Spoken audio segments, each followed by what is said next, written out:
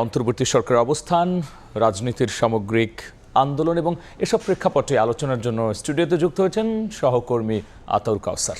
আমরা তার সঙ্গে যুক্ত হব। কাউসার, আপনি দেখছিলেন যে সরকার এবং রাজনৈতিক দলগুলো সংস্কার নিয়ে এবং নির্বাচন নিয়েও কিন্তু তাদের পক্ষ থেকে তাদের মতো করে বক্তব্য বা ব্যাখ্যা দিচ্ছে।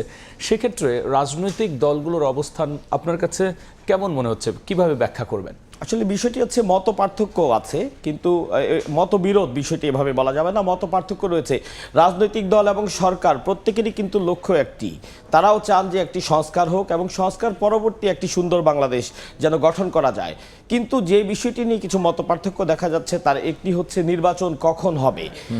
আমাদের যে রাজনৈতিক দল, অন্যতম একটি রাজনৈতিক দল বিএনপি, সেই বিএনপির মহাসচিব এর আগেও যেমন বলেছিলেন বা এখনও যেমন বলছেন যে তারা চাচ্ছেন যে দ্রুত একটি নির্বাচন দেয়া হোক, অন্তত নির্বাচনে একটি রোড ম্যাপ দেওয়া হোক, যার প্রেক্ষিতে কবে নাগাদ নির্বাচন হবে সেই বিষয়ে একটি সুস্পষ্ট ধারণা পাওয়া যাবে এবং তারপরেই আসলে রাষ্ট্রের যে প্রয়োজনীয় সংস্কারগুলো সেগুলোতে হাত দেবে নির্বাচিত সরকার।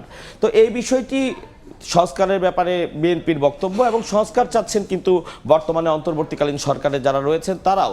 কিন্তু তারা একটি প্রশ্ন ছুড়ে দিয়েছেন, যেমনটি আজ একটু আগে একটি প্রতিবেদনে দেখা গিয়েছে। রেজওয়ানা হাসান যিনি বলছিলেন যে যদি আসলে কোনো রাজনৈতিক দলই সংস্কার করতে হয় তাহলে এই বিগত 53 বছর তো একটি লম্বা সময় ছিল, সেই সময়ে কেন এই সংস্কারটি হয়নি। তো এই ধরনের একটি মত পার্থক্য দেখা যাচ্ছে, কিন্তু এটিকে আসলে মতবিরোধ বলার খুব একটা সুযোগ নেই, কারণ ইতিপূর্বে সরকারের যারা রয়েছেন বা রাজনৈতিক দল, এমনকি বৈষম্য বিরোধী ছাত্র আন্দোলনে যারা সমন্বয়ক বা নেতৃস্থানীয় ব্যক্তি রয়েছেন তারাও বলেছেন যে এটি আসলে গণতন্ত্র, মত পার্থক্য থাকবে, মতবিরোধ নয়। যে মত পার্থক্যগুলো থাকবে সেগুলো আলোচনার মাধ্যমে সমাধান করা হবে, এই সমাধান করে আসলে দেশকে এগিয়ে নিয়ে যাবে। সেক্ষেত্রে আমরা যদি একটু যারা অন্তর্বর্তী সরকারের উপদেষ্টারা রয়েছেন তাদের লক্ষ্য উদ্দেশ্য বা কাজের ধরন বা বক্তৃতা নিয়ে আলোচনায় আসি, সংক্ষেপে যদি একটু বলেন। তারাও তো একই দিকে হাঁটছেন। হ্যাঁ, তারাও একই দিকে হাঁটছেন, কারণ তারাও তো চাওয়া একটাই যে সংস্কার। কিন্তু তারা আসলে মূল যে একটি বিষয় দাঁড়িয়েছে, ওনার বক্তব্যে একটি জিনিস আসলে তুলে ধরা যায় যে একটি আস্থার অভাব, যে এই 53 বছরে তো আসলে এমন কোনো ঘটনা তারা দেখেননি। এবং এই প্রশ্ন তিনি করেছেনও যে যদি সংস্কার হতো তাহলে আজ তো অন্তর্বর্তী সরকারের আসারও প্রয়োজন ছিল না, এমনকি আজ যেই যদি এমন কোনো পরিস্থিতি সৃষ্টি না হতো তাহলে আজ তাদের বক্তব্য দেওয়ার পরিস্থিতিও তৈরি হতো না। তো যে বিষয়গুলো আসলে আজকে আলোচনায় বিভিন্ন রাজনৈতিক দলের ব্যক্তিরা বলেছেন এবং সরকারও বলেছেন যে সংস্কারে রাজনৈতিক দলের অংশগ্রহণ এটি একটি অন্যতম পয়েন্ট। যে রাজনৈতিক দলগুলো মনে করছেন সংস্কারে তাদের একটি প্রত্যক্ষ অংশ থাকতে হবে, বা যেমনটি মির্জা ফখরুল বলেছেন যে নির্বাচনের পরেই আসলে মূল রাজনৈতিক বা সরকার, যে নির্বাচিত সরকার, তারাই আসলে সংস্কারটি করবেন, যেটির ব্যাপারে কিছু মতপার্থক্য দেখা দিয়েছে অন্তর্বর্তী সরকারের সাথে।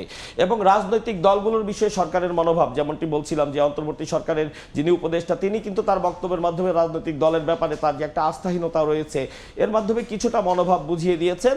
এবং সরকারের কর্মকাণ্ডে রাজনৈতিক দলগুলোর যে মনোভাব সেই বিষয়টিও কিন্তু উঠে এসেছে আজকে, যেহেতু তাদের একটি আহ্বান যে যত দ্রুত সম্ভব একটি নির্বাচনী রোডম্যাপ দেয়া, যার প্রেক্ষিতে নির্বাচিত সরকার যত দ্রুত ক্ষমতায় আসতে পারবে সেই বিষয়টি নিয়ে তারা নিশ্চিত হবেন।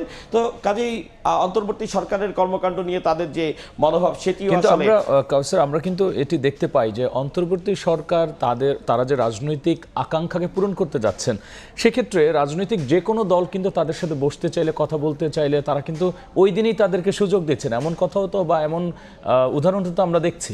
সে কারণেই বলছি যে আসলে এখানে মতবিরোধ নেই, মত পার্থক্য রয়েছে। মতবিরোধ থাকলে কিন্তু আর যে বসার কথাটি আপনি বলছিলেন, যে বৈঠকটির কথা বলছিলেন, সেই বৈঠকগুলো হতো না। মত পার্থক্য রয়েছে, যেগুলোই আসলে সে ধরনের বৈঠকে বসে যত দ্রুত সম্ভব নিরসনের চেষ্টা করছে উভয় পক্ষই। কাউসার, আপনাকে ধন্যবাদ এই আলোচনায় যুক্ত হওয়ার জন্য। ধন্যবাদ।